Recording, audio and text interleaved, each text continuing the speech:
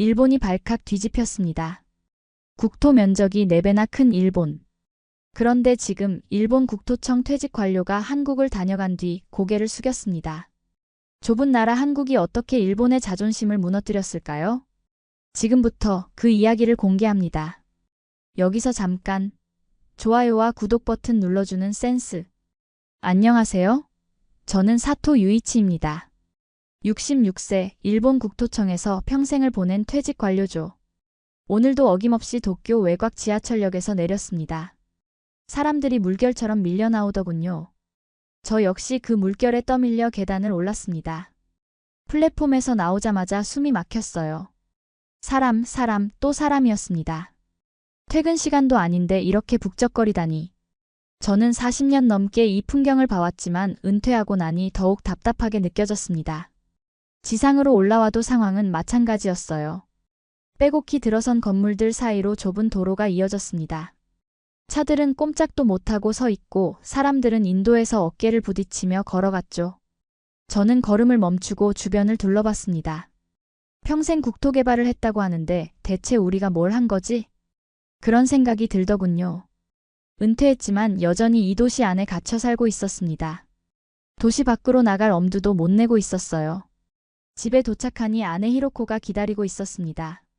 저보다 6살 어린 60세인데 요즘 한국 드라마에 푹 빠져 있어요. 오늘도 무언가 흥미진진한 표정을 지으며 저를 맞았습니다. 여보, 한국 한번 다녀와요. 갑작스러운 제안이었어요. 히로코는 계속 말했습니다. 내가 본 드라마처럼 공기 맑고 정리된 동네를 직접 보면 깜짝 놀랄걸요. 우리보다 작은 나라인데 어떻게 그렇게 여유롭게 살 수 있는지 궁금하지 않아요? 저는 피식 웃었습니다. 한국이라니. 우리보다 훨씬 작은 나라 아닌가요? 그런데 히로코의 말이 계속 머릿속을 맴돌았어요. 드라마에서 본 풍경들이 정말 그럴까 싶었습니다. 좋아, 가보자. 제가 고개를 끄덕이자 히로코의 얼굴이 환해졌어요. 그날 밤 저는 오랜만에 설렘을 느꼈습니다. 국토청에서 일하며 평생 일본의 국토를 연구했던 제가 이제는 다른 나라의 국토를 보러 간다니. 어떤 모습일지 정말 궁금했어요. 다음 날 아침 항공편을 예약하며 생각했습니다. 과연 한국이 우리에게 어떤 모습을 보여줄까요? 작은 나라가 어떻게 효율적으로 국토를 활용하고 있을까요? 40년간 국토 개발에 몸담았던 저에게는 새로운 도전이자 학습의 기회가 될 것 같았습니다. 인천공항에 도착했을 때 첫 느낌은 놀라움이었습니다. 공항 자체가 하나의 도시 같았어요. 깔끔하고 널찍한 통로를 따라 걸으며 히로코와 함께 감탄했죠.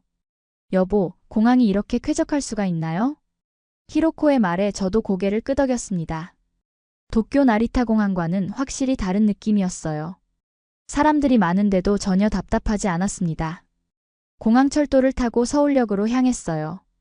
기차 안에서 창밖을 보니 고층 아파트들이 질서정연하게 늘어서 있었습니다. 일본처럼 다닥다닥 붙어있지 않고 적당한 간격을 두고 배치되어 있더군요. 서울역에 도착해서 가장 놀란 건 KTX였습니다. 저는 국토청에서 일하며 신칸센을 자랑스럽게 여겨왔는데 이 기차는 뭔가 달랐어요. 더 현대적이고 세련된 느낌이었습니다. 오송역까지 50분이라고 하네요. 저는 시간표를 보며 중얼거렸어요. 서울에서 오송까지 50분. 그리고 오송에서 세종시까지는 차로 20분 정도라고 했습니다. 도쿄에서 지방으로 이동하는 것과는 비교할 수 없을 만큼 빨랐죠. KTX가 출발하자 저는 완전히 매료되었습니다. 부드럽고 조용한 주행이었어요. 신칸센보다 훨씬 안정적이라는 느낌이 들었습니다. 창밖으로 보이는 풍경도 인상적이었어요. 논밭과 산들이 조화롭게 펼쳐져 있었습니다. 일본처럼 산이 험준하지도 않고 평야가 단조롭지도 않았어요. 적당히 기복이 있으면서도 개발 가능한 땅들이 곳곳에 보였습니다. 이건 단순한 고속철이 아니야. 시간 이동이야. 저는 히로코에게 말했습니다. 정말 그런 기분이었어요. 50분 만에 완전히 다른 세상에 도착한 것 같았습니다. 오송역에서 내리니 또 다른 놀라움이 기다리고 있었어요. 역 주변이 깔끔하게 정리되어 있었습니다. 지방역이라고 하기에는 너무 현대적이었죠. 일본의 지방역들과는 차원이 달랐어요. 차를 타고 세종시로 향하는 길에서 저는 계속 창밖을 바라봤습니다. 도로가 넓고 쾌적했어요. 교통체증도 없었고요. 20분 후 세종시 도심에 진입했는데 정말 깜짝 놀랐습니다. 계획도시라는 느낌이 확실히 들었어요. 건물들이 규칙적으로 배치되어 있고 녹지 공간도 충분했습니다. 무엇보다 여유로워 보였어요. 사람들이 바쁘게 뛰어다니지 않고 여유 있게 걸어다니고 있었습니다. 사토상이시죠? 한국국토교통부 연구관 이준혁이 마중 나와 있었어요. 42세의 젊은 공무원이었는데 세종시 출신이라고 했습니다. 국가균형발전 정책의 현장 전문가라고 소개해 주더군요. 어서 오세요. 세종시 구경 많이 하고 가세요. 이준혁의 환한 미소가 인상적이었습니다. 저는 그 순간 확신했어요. 이번 여행에서 뭔가 중요한 걸 배우게 될 것 같다고 말이죠. 세종시 정부청사 건물에 들어서자 저는 또 한 번 놀랐습니다. 로비가 탁 트여 있고 천장이 높았어요. 일본의 관공서들과는 분위기가 완전히 달랐습니다. 압박감이 전혀 없었죠. 이준혁이 안내한 회의실은 대형 스크린이 설치된 현대적인 공간이었어요. 벽면에는 한국 전체 지도와 세종시 족감도가 걸려 있었습니다. 저는 자리에 앉으며 가슴이 두근거리는 걸 느꼈어요. 오늘 세종시가 어떻게 탄생했는지 말씀드리겠습니다. 이준혁이 브리핑을 시작했습니다. 첫 번째 슬라이드에 나온 건 수도권 인구 집중도였어요. 서울과 수도권의 전체 인구의 절반이 몰려 있다는 내용이었습니다. 저는 속으로 생각했어요. 일본도 마찬가지인데? 하지만 다음 슬라이드를 보고 깜짝 놀랐습니다. 한국 정부가 이 문제를 해결하기 위해 아예 새로운 도시를 만들었다는 내용이었거든요. 세종시는 단순한 신도시가 아닙니다. 수도 기능 분산을 위해 계획된 스마트 행정도시죠. 이준혁의 설명이 계속되었어요. 36개 중앙행정기관과 17개 국책연구기관이 모두 이곳으로 이전했다고 했습니다. 저는 입이 벌어졌어요. 일본에서는 상상도 할 수 없는 일이었거든요. 우리나라도 국토의 70%가 산지입니다. 하지만 그 나머지 30%를 가장 효율적으로 설계했습니다. 이준혁의 이 말이 저에게는 충격이었어요. 일본도 산지 비율이 비슷한데 왜 우리는 이런 발상을 못했을까요? 스크린에 나타난 교통망 지도를 보니 더욱 놀라웠습니다. 세종시를 중심으로 전국 어디든 2시간 내에 갈 수 있도록 설계되어 있었어요. 경부고속도로, 중부고속도로, 호남고속도로가 모두 세종시 근처에서 만나고 있었습니다. KTX 오송역까지 20분, 청주공항까지 30분입니다. 서울까지도 KTX로 50분이면 충분하죠. 저는 속으로 중얼거렸습니다. 일본은 땅이 넓어도 제대로 쓸 수가 없었지. 이준혁이 보여준 세종시 마스터 플랜은 정말 인상적이었어요. 업무지구, 주거지구, 상업지구가 유기적으로 연결되어 있었습니다. 무엇보다 녹지 공간이 도시 전체에 골고루 배치되어 있었죠. 자족도시를 목표로 했습니다. 일하고 살고 쉴 수 있는 모든 기능을 갖춘 도시죠. 히로코가 옆에서 작은 소리로 말했어요. 여보, 우리 동네랑 비교가 안 되네요. 저도 같은 생각이었습니다. 도쿄는 일하는 곳과 사는 곳이 너무 멀리 떨어져 있어요. 매일 지하철로 1시간씩 출퇴근해야 하죠. 하지만 세종시는 모든 게 가까운 거리에 있었습니다. 브리핑이 끝나갈 무렵 이준혁이 마지막으로 보여준 자료가 결정타였어요. 세종시 주민들의 삶의 질 지표였습니다. 출퇴근 시간, 주거비 부담, 교육 환경 모든 면에서 서울보다 나았어요. 저는 40년간 일본 국토청에서 일하며 뭘 했는지 회의가 들기 시작했습니다. 우리는 왜 이런 발상을 못했을까요? 왜 도쿄에만 모든 걸 집중시켰을까요? 회의실을 나서며 저는 깊은 생각에 잠겼습니다. 한국이 보여준 국토활용법은 정말 혁신적이었어요.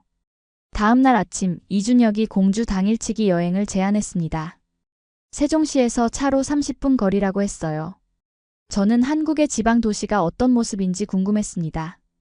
공주시에 도착하니 첫인상이 아늑했어요. 산과 강이 어우러진 풍경이 일본의 지방 도시와는 다른 느낌이었습니다. 무엇보다 도로가 잘 정비되어 있었죠. 공산성 구경하고 점심 먹으러 가시죠. 택시 기사가 친절하게 안내해 주었어요. 공산성에서 내려다본 공주시 전경은 정말 아름다웠습니다. 금강이 흘러가고 그 주변으로 깔끔한 건물들이 들어서 있었어요. 점심을 먹으러 간 식당에서 우연히 한 어르신을 만났습니다. 71세 이동수라고 자신을 소개하더군요. 은퇴한 중학교 교사라고 했어요. 저와 비슷한 나이라 금세 대화가 트였습니다. 어디서 오셨어요? 일본에서 왔습니다. 한국 구경하러요. 이동수가 환한 미소를 지으며 말했어요. 아, 그러셨구나. 공주 어때요? 살기 좋죠? 저는 솔직하게 물어봤습니다. 여기는 시골 아닌가요? 불편하지 않으세요? 이동수가 웃으며 대답했어요. 시골이긴 한데 불편한 건 전혀 없어요. 서울은 KTX 타면 1시간이면 가고 큰 병원은 차로 20분, 전통시장은 걸어서 10분이면 가거든요. 저는 깜짝 놀랐어요. 일본의 지방에 사는 노인들과는 완전히 다른 이야기였거든요. 일본에서는 지방에 살면 도시 접근성이 매우 떨어지죠. 이동수는 계속 설명했습니다. 여긴 시골이 아니라 도시 속 전원이에요. 필요한 건 다 가까이 있고 공기는 맑고 집값은 서울의 절반도 안 해요. 히로코가 관심 있게 물었어요. 병원은 어떠세요? 나이 드시면 병원이 가장 중요하잖아요. 공주에도 종합병원 있고 정급하면 대전까지 30분이면 가요. 대전에는 대학병원도 많거든요. 저는 한참을 듣다가 고개를 조용히 떨궜습니다. 일본의 지방 거주 노인들은 이런 혜택을 누리기 어려워요. 의료 접근성부터가 문제죠. 이동수는 자신의 일상을 더 자세히 들려주었어요. 아침에는 강변을 산책하고 오후에는 도서관에서 책을 읽는다고 했습니다. 주말에는 세종시나 대전으로 문화생활을 즐기러 간다고도 했어요. 부인과 함께 KTX 타고 서울 구경도 자주 가요. 당일치기로 충분하거든요. 저는 속으로 비교해봤어요. 도쿄 근교에 사는 저희 또래는 어떤가요? 도심 접근성은 좋지만 집은 좁고 비싸죠. 그렇다고 지방으로 가자니 교통이 불편하고요. 이동수가 마지막으로 한 말이 가장 인상적이었어요. 젊었을 때는 서울이 그리웠는데 나이 들고 보니 여기가 훨씬 살기 좋아요. 스트레스 없고 여유롭고. 식당을 나서며 저는 깊은 생각에 잠겼습니다. 한국의 지방 도시가 이렇게 살기 좋을 줄 몰랐어요. 교통망이 잘 연결되어 있고 필요한 인프라도 갖춰져 있었습니다. 일본은 어떤가요? 도쿄 집중이 너무 심해서 지방은 점점 소외되고 있어요. 젊은 사람들은 모두 도쿄로 떠나고 노인들만 남아있죠. 의료나 교통 같은 기본 인프라도 부족한 곳이 많습니다. 택시로 돌아가는 길에 히로코가 말했어요. 여보, 우리도 이런 곳에서 살면 좋겠어요. 저도 같은 생각이었습니다. 하지만 일본에는 이런 곳이 있을까요? 호텔로 돌아오는 길 차 안은 조용했습니다. 저와 히로코 모두 오늘 본 것들 때문에 할 말을 잃었어요. 창밖으로 지나가는 세종시의 야경이 유난히 아름다워 보였습니다. 호텔 로비에 도착해서도 우리는 말이 없었어요. 엘리베이터를 타고 올라가는 동안 저는 계속 이동수의 말을 떠올렸습니다. 서울까지 1시간, 병원까지 20분, 시장까지 10분. 그런데 스트레스는 없다고 했죠. 방에 들어서자 히로코가 소파에 털썩 주저앉았어요. 저도 옆에 앉으며 깊은 한숨을 내쉬었습니다. 오늘 하루가 너무 충격적이었거든요. 히로코가 먼저 입을 열었어요. 여보, 우리는 뭘 한 거죠? 갑작스러운 질문이었습니다. 저는 히로코를 바라봤어요. 평소에 이런 진지한 이야기를 꺼내지 않는 사람인데 말이죠. 우리 일본은 땅만 넓었지 왜 이렇게 답답하게 살아야 했을까요? 히로코의 목소리에 서글픔이 묻어 있었어요. 저는 대답할 말을 찾지 못했습니다. 40년간 국토청에서 일한 제가 할 말이 없었거든요. 도쿄에서 나고 자라서 평생 거기서만 살았잖아요. 지방은 불편하다고 생각했고요. 히로코가 계속 말했습니다. 그런데 여기 보니까 지방이 이렇게 살기 좋을 수도 있구나 싶어요. 저는 히로코의 말에 깊이 공감했어요. 우리는 늘 도쿄가 최고라고 생각했습니다. 지방은 뭔가 부족한 곳이라고 여겼죠. 하지만 오늘 본 공주는 달랐어요. 이동수 씨 부럽지 않았어요? 히로코가 물었습니다. 저는 솔직하게 대답했어요. 부러웠어. 정말로. 그 순간 저는 깨달았습니다. 제가 부러워한 건 이동수의 생활이 아니라 한국의 시스템이었어요. 지방에 살아도 도시의 혜택을 누릴 수 있는 시스템 말이죠. 히로코가 또 말했어요. 우리 동네 할머니들 보면 병원 가는 것도 힘들어 하잖아요. 여기는 어디든 가깝다고 하니까. 맞는 말이었어요. 일본의 지방은 고령화가 심각하고 인프라도 부족하죠. 젊은이들이 떠나면서 더욱 낙후되고 있고요. 저는 잠시 생각에 잠겼다가 입을 열었습니다. 한국이 부러운 게 아니라 우린 잘못한 거야. 히로코가 저를 바라봤어요. 제 목소리가 평소보다 무거웠거든요. 모든 걸 도쿄에만 집중시켰어. 지방은 포기했고. 저는 계속 말했습니다. 한국은 달라. 작은 나라지만 전국을 골고루 발전시켰어. 히로코가 고개를 끄덕였어요. 세종시 같은 곳을 만들 생각을 왜 우리는 못했을까요? 정말 좋은 질문이었어요. 일본도 국토가 한국보다 넓은데 왜 이런 발상을 못했을까요? 왜 도쿄만 키웠을까요? 우리는 틀에 갇혀 있었나 봐. 제가 중얼거렸어요. 기존의 방식에만 매달렸던 거죠. 혁신적인 사고를 하지 못했어요. 창밖을 보니 세종시의 불빛들이 반짝이고 있었습니다. 계획적으로 만들어진 도시라서 그런지 불빛마저 질서정연해 보였어요. 히로코가 마지막으로 말했어요. 내일은 뭘 더 보여준다고 했죠? 스마트 시설들이라고 했어. 저는 대답하며 생각했습니다. 내일은 또 어떤 충격이 기다리고 있을까요? 오늘만으로도 충분히 놀랐는데 말이죠. 그날 밤 저는 쉽게 잠들지 못했어요. 계속 머릿속에 맴도는 생각이 있었거든요. 과연 일본도 변할 수 있을까? 이미 너무 늦은 건 아닐까? 그날 밤 저는 잠을 이룰 수가 없었습니다. 옆에서 히로코는 잠들었지만 제 머릿속은 온통 오늘 본 것들로 가득했어요. 결국 침대에서 일어나 노트북을 켰습니다. 호텔 와이파이에 접속해서 인터넷 검색을 시작했어요. 한국과 일본의 국토 비교 자료를 찾아보고 싶었거든요. 정확한 데이터로 오늘 느낀 것들을 확인해보고 싶었습니다. 첫 번째로 검색한 건 국토 면적이었어요. 일본이 37만 7,975제곱킬로미터, 한국이 10만 210제곱킬로미터였습니다. 일본이 거의 4배 크더군요. 그런데 다음 자료를 보고 깜짝 놀랐어요.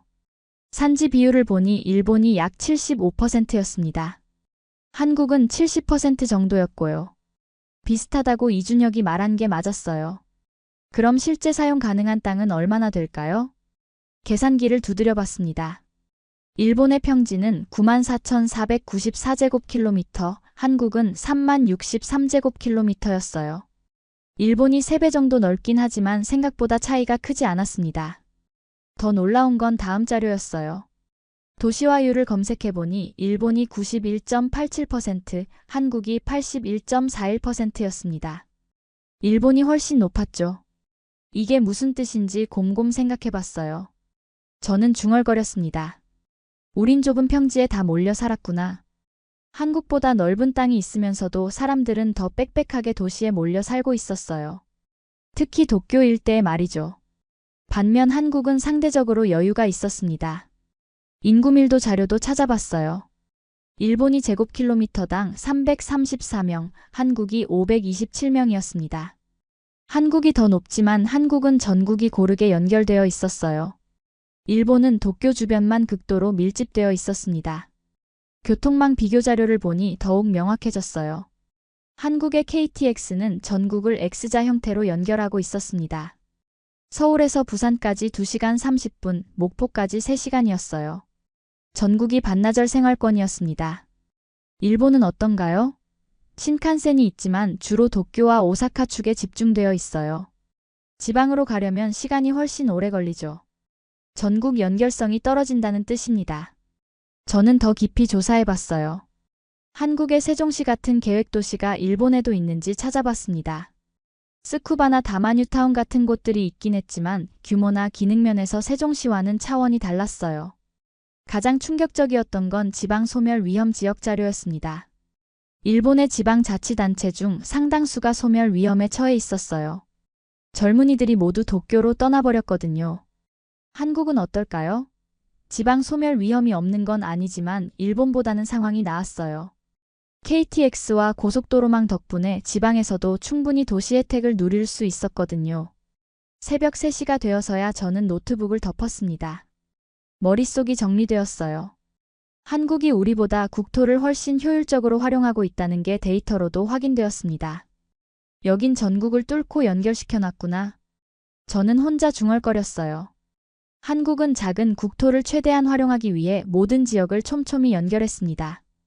반면 일본은 넓은 국토가 있으면서도 도쿄 중심으로만 발전시켰어요. 결국 문제는 국토의 크기가 아니라 활용 방식이었습니다. 한국은 연결을 통해 작은 국토의 한계를 극복했어요. 일본은 집중만 했을 뿐 분산은 하지 못했습니다. 히로코가 뒤척이는 소리가 들렸어요. 저는 조용히 침대로 돌아갔습니다. 내일 이준혁이 보여줄 스마트 시설들이 더욱 궁금해졌어요. 다음 날 아침 이준혁이 세종시 복합 커뮤니티 센터로 안내했습니다. 밤새 인터넷 검색을 해서 그런지 머리가 무거웠지만 호기심이 더 컸어요. 과연 어떤 걸 보여줄까 싶었거든요. 센터에 들어서자마자 저는 입이 벌어졌습니다. 로비 천장에 대형 스크린이 설치되어 있었고 실시간으로 도시 정보가 표시되고 있었어요. 교통 상황, 날씨, 공공시설 이용 현황까지 한눈에 볼 수 있었습니다. 이게 다 실시간인가요? 히로코가 놀라며 물었어요. 이준혁이 자신 있게 대답했습니다. 네, 도시 전체가 IoT로 연결되어 있어요. 스마트 시티의 핵심이죠. 안내받은 체험관에는 더 놀라운 것들이 기다리고 있었어요. 벽면 곳곳에 터치스크린이 설치되어 있었고 시민들이 손쉽게 행정 서비스를 받을 수 있게 되어 있었습니다. 저는 하나하나 체험해봤어요. 주민등록 등본 발급부터 세금 납부까지 몇 번의 터치만으로 가능했습니다. 일본의 복잡한 관공서 업무와는 차원이 달랐어요. 민원 처리 시간이 얼마나 줄어들었나요? 제가 물어보니 이준혁이 즉시 답했어요. 평균 70% 단축되었습니다. 시민 만족도도 크게 올랐고요. 센터 밖으로 나가니 자율주행 셔틀이 지나가고 있었어요. 시민들이 자연스럽게 타고 내리는 모습이 신기했습니다. 저희도 한번 타보자고 이준혁이 제안했어요. 셔틀 안에서 바라본 세종시는 또 다른 느낌이었습니다. 도로마다 센서가 설치되어 있었고 신호등도 스마트하게 작동하고 있었어요. 교통체증이 거의 없는 이유를 알 것 같았습니다. 모든 교통신호가 AI로 제어됩니다. 이준혁의 설명이 이어졌어요. 실시간 교통량을 분석해서 최적의 신호체계를 만들어내죠. 저는 감탄했습니다. 일본도 기술력은 뛰어나지만 이렇게 도시 전체에 적용한 사례는 보지 못했거든요. 부분적인 실험은 있었지만 도시 전체를 스마트하게 만든 건 처음 봤어요. 다음으로 방문한 곳은 통합관제센터였습니다. 거대한 스크린에 세종시 전체가 실시간으로 모니터링되고 있었어요. 전력, 상하수도, 교통, 방범, 환경까지 모든 게 한 곳에서 관리되고 있었습니다. 문제가 발생하면 즉시 대응팀이 출동합니다. 담당자가 설명하더군요. 실제로 화면에서 작은 교통사고가 감지되자 곧바로 대응 절차가 시작되었어요. 신속하고 체계적이었습니다. 저는 이준혁에게 물었어요. 이런 시스템을 구축하는데 얼마나 걸렸나요? 도시계획 단계부터 염두에 두고 10년 넘게 준비했습니다. 10년이라니. 저는 깊은 생각에 잠겼어요. 일본은 기존 도시를 개조하려다 보니 이런 통합적 접근이 어려웠습니다. 하지만 한국은 처음부터 스마트시티로 설계했어요. 마지막으로 들른 곳은 시민참여 플랫폼 운영센터였습니다. 시민들이 앱을 통해 정책 제안을 하고 투표에 참여하고 불편사항을 신고할 수 있게 되어 있었어요. 월 평균 시민 참여율이 60%를 넘습니다. 놀라운 수치였어요. 일본의 지방자치단체 시민 참여율과는 비교할 수 없을 정도로 높았습니다. 이준혁이 마지막으로 한 말이 저에게 가장 큰 충격을 주었어요. 우린 땅보다 연결과 기획을 먼저 생각했습니다. 그 순간 저는 모든 걸 이해했어요. 한국은 물리적 공간의 한계를 기술과 계획으로 극복했습니다. 작은 국토를 최대한 효율적으로 활용하기 위해 모든 걸 연결하고 통합했어요. 저는 눈을 감고 고개를 숙였습니다. 40년간 국토청에서 일하면서 이런 발상을 왜 못했을까요? 우리는 하드웨어에만 집중했어요. 소프트웨어적 사고가 부족했습니다. 일본은 한국의 국토를 부러워할 수밖에 없군요. 제가 조용히 말하자 이준혁이 겸손하게 답했어요. 저희도 일본에게 배울 점이 많아요. 다만 접근 방식이 조금 달랐을 뿐이죠. 센터를 나서며 저는 깊은 성찰에 빠졌습니다. 국토의 진짜 가치는 크기가 아니라 활용 방식에 있었어요. 한국이 보여준 혁신적 사고를 일본도 배워야 할 때가 왔습니다. 인천공항으로 향하는 길에서 저는 계속 창밖을 바라봤습니다. 지난 3일간 본 모든 것들이 머릿속을 맴돌았어요. 세종시의 질서정연한 거리, 공주의 여유로운 풍경, 그리고 스마트한 도시 시스템까지. 공항 라운지에서 기다리는 동안 히로코가 말했어요. 이번 여행이 우리 인생에서 가장 의미 있었던 것 같아요. 저도 같은 생각이었습니다. 단순한 관광이 아니라 새로운 세상을 보는 경험이었거든요. 66년을 살면서 이렇게 충격을 받은 적이 없었어요. 비행기에 탑승해서 자리에 앉으니 마음이 복잡했습니다. 일본으로 돌아간다는 생각에 묘한 아쉬움이 들었어요. 한국에 더 오래 머물면서 더 많은 걸 배우고 싶었거든요. 이륙 후 창밖을 내려다보니 한국 땅이 점점 작아져 갔습니다. 저는 조용히 히로코에게 말했어요. 도시의 넓이는 국토가 아니라 연결이 만드는 거였어. 히로코가 고개를 끄덕였어요. 우리는 지금까지 틀린 생각을 하고 있었습니다. 넓은 땅이 있으면 자동으로 좋은 도시가 된다고 믿었거든요. 하지만 그게 아니었어요. 비행기 안에서 저는 노트에 적어둔 것들을 다시 읽어봤습니다. 한국의 국토 활용법, 교통망 연결 방식, 스마트시티 구축 과정까지. 모든 게 일본과는 다른 접근이었어요. 2시간 반 후 도쿄 하네다 공항에 도착했습니다. 입국장을 나서자마자 느낀 건 답답함이었어요. 사람들이 빽빽하게 몰려있고 모두 바쁘게 움직이고 있었습니다. 불과 3일 전까지는 당연하게 여겼던 풍경인데 이제는 달라 보였어요.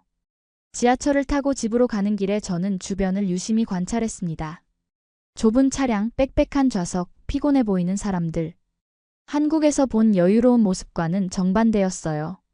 집에 도착해서 TV를 켰더니 뉴스가 나오고 있었습니다. 고령 인구의 도시 집중 문제를 다루는 보도였어요. 도쿄로 몰려드는 노인들 때문에 의료시설이 포화 상태라는 내용이었습니다. 답은 한국에 있었다.